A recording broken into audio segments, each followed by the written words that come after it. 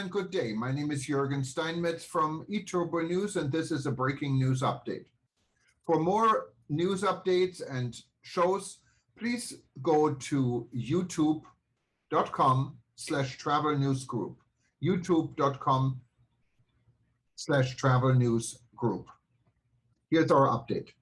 New Omicron travel bans are threatening air travel recovery. October's traffic performance reinforces that people will travel when they are permitted to. Unfortunately, government responses to the emergence of the Omicron variant are putting at risk the global connectivity it has taken so long to rebuild. The International Air Transport Association (IATA) announced that the recovery in air travel continued in October 2021 with broad-based improvements in both domestic and international markets. It also warned that the imposition of travel bans by governments, against the advice of the World Health Organization (WHO), could threaten the sector's recovery. Because comparisons between 2021 and 2020 monthly results are distorted by the extraordinary impact of COVID-19, unless otherwise noted, all comparisons are to October 2019, which followed a normal demand pattern. Total demand for air travel in October 2021, measured in revenue passenger kilometers or RPKs, was down 49.4% compared to October 2019.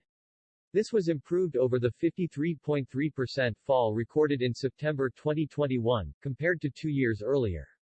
Domestic markets were down 21.6% compared to October 2019, bettering the 24.2% decline recorded in September versus September 2019.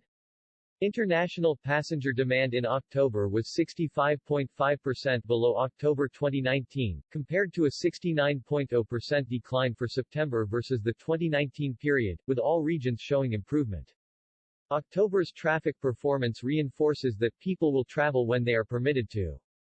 Unfortunately, government responses to the emergence of the Omicron variant are putting at risk the global connectivity it has taken so long to rebuild, said Willie Walsh, IATA's Director General.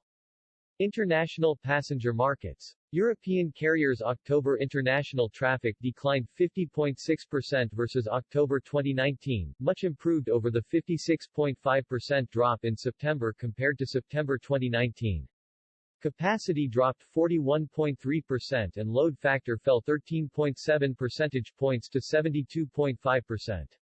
Asia-Pacific Airlines saw their October international traffic fall 92.8% compared to October 2019, fractionally improved over the 93.1% decline recorded for September 2021 compared to 2 years ago. Capacity dropped 83.8% and the load factor was down 44.0 percentage points to 35.7%, the lowest among regions by far. Middle Eastern Airlines had a 60.3% demand drop in October compared to October 2019, a huge jump over the 67.1% traffic drop recorded in September against September 2019. Capacity declined 49.1%, and load factor slipped 16.1 percentage points to 57.5%. North American carriers experienced a 57.0% traffic drop in October versus the 2019 period, improved from a 61.4% decline in September 2021 compared to the same month in 2019. Capacity dropped 43.2%, and load factor fell 20.0 percentage points to 62.4%. Latin American Airlines saw a 55.1% drop in October traffic, compared to the same month in 2019. In September, traffic was down 61.4% compared to 2 years ago.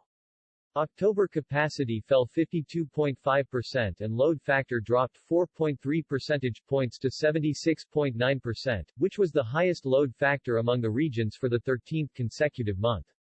African Airlines traffic fell 60.2% in October versus 2 years ago. Traffic in September was down 62.1% over the corresponding 2019 period. October capacity was down 49.0% and load factor declined 15.2 percentage points to 54.1%. India's domestic market saw a 27.0% decline in October demand compared to October 2019, greatly improved from a 40.5% fall in September following the easing of some control measures. Russia's October domestic traffic was up 24% compared to October 2019, which was deceleration from the 29.3% growth recorded in September 2021 over the two-year-ago period, attributable to a strong wave of COVID-19 and the start of the winter travel season. The bottom line. The lifting of the U.S. restrictions on travel from some 33 countries last month raised hopes that a surge in pent-up travel demand would buoy traffic over the coming Northern Hemisphere winter. But the emergence of the Omicron variant panicked many governments into once again restricting or entirely removing the freedom to travel, even though WHO clearly advised that blanket travel bans will not prevent the international spread, and they place a heavy burden on lives and livelihoods. The logic of the WHO advice was evident within days of Omicron's identification in South Africa, with its presence already confirmed in all continents. The ill-advised travel bans are as ineffective as closing the barn door after the horse has bolted, said Walsh.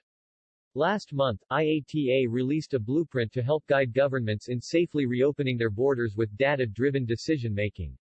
Specifically, IATA urged governments to focus on three key areas. Simplified health protocols, digital solutions to process health credentials, COVID-19 measures proportionate to risk levels with a continuous review process. Additionally, governments must address the terrible disparity in vaccination rates that has seen the developed world offering boosters at a time when less than 10% of the African continent is fully vaccinated, said Walsh.